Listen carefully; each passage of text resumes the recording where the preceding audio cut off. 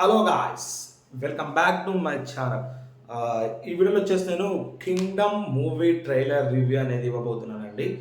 ఇక ట్రైలర్ కోసము మనకి అనౌన్స్మెంట్, ప్రోమో ఇలాంటివన్నీ వచ్చినప్పుడే ట్రైలర్ కోసం వెయిట్ చేస్తున్నానండి. ఎందుకంటే చాలా చాలా కష్టపడుతున్నారు విజయ్ దేవరకొండ గారు.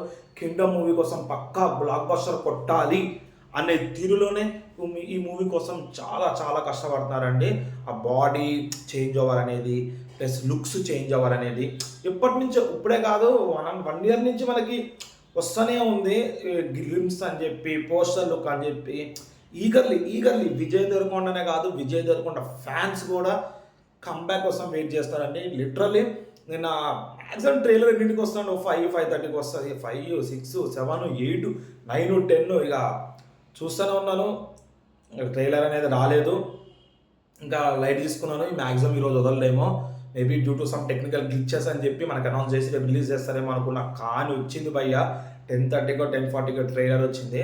పడుకుందాం అనుకున్నా, ఎందుకో మనసు ఒప్పలేదు. రేపు పొద్దున ఎట్లాగో వీడియో అప్పుడు నైటే తీయొచ్చు వీడియో, కానీ మార్నింగ్ తీద్దాంలే అని చెప్పి వీడియో అనేది ట్రైలర్ అనేది చూడడం జరిగింది. లిటరలీ అంటే నేను చెప్తున్నా, గీతా గోవిందం తర్వాత Vijay Deverakonda movie trailer 6 times చూసింది ఇదే అండి. లిటరల్లీ చెప్తున్నా, గీతా గోవింద సినిమా 3 times చూశాను, ఆ ట్రైలర్ అన్నిసార్లు చూశాను, తర్వాత ఇదే అండి.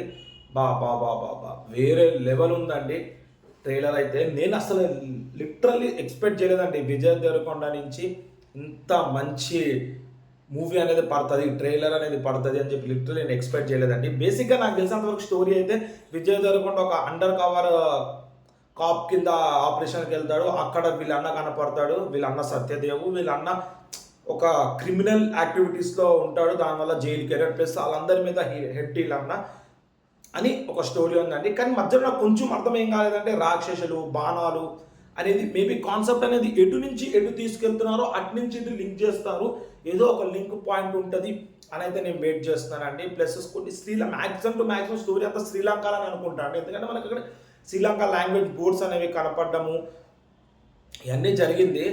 నిజంగానే ఒకవేళ మూవీ కానీ అనుకున్న రేంజ్లో హిట్ అయితే విజయ్ దేవరకొండకు ఉన్న ఫ్యాన్ బేస్ ఇంకా పెరుగుతుందండి, మార్కెట్ వాల్యూ కూడా పెరుగుతుంది. ఎందుకంటే మీకు తెలిసిందే విజయ్ దేవరకొండ రీసెంట్ మూవీస్ ఎట్లా డిజాస్టర్ ఇచ్చింది ఆయనకి.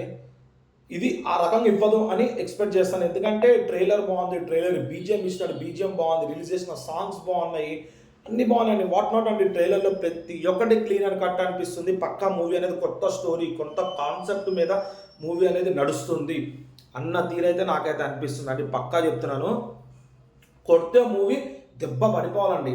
విజయ్ దేవరకొండ యాంటీ ఫ్యాన్స్ ఇంకెప్పుడు ఆయన జోలికి రావద్దు, ఆ రకంగా ఉంటుంది. ఆ బాడీ చేంజ్ ఓవర్ అయితే వేరే లెవెల్ అనిపించిందండి నాకైతే. ఇక డైలాగ్స్ ఇక బాగుందండి. సినిమా అయితే బాగుంది, చూద్దాము. మూవీలో థియేటర్లో రిలీజ్ అవ్వగానే మూవీ చూసి దాన్ని రివ్యూ ఇస్తాను. ఇది కూడా ఒక 100 crore క్లబ్లో రీచ్ అవ్వాలని చెప్పి ప్రతి ఒక్కరు ఆశిస్తామండి. మన తెలుగు సినిమా కాదు, ఇండియా సినిమా అంతా, వరల్డ్ వైడ్ ఏ సినిమా ఉన్నా సినిమా ఫీల్డ్ అంతా బాగుండాలని ఆశిద్దామండి. దాట్స్ ఇట్ అండి. రోజుకి ఇలాంటి మరిన్ని వీడియోస్ మన ఛానల్ తరపు నుంచి మీకు రావాలంటే మన ఛానల్ సబ్స్క్రైబ్ చేసుకుని పక్కన బెల్ ఐకాన్ క్లిక్ చేయండి. ఇట్లా వీడియోస్ పెట్టగానే మీకు ఇట్లా నోటిఫికేషన్ వస్తాయి. దాట్స్ ఇట్ అండి రోజుకి.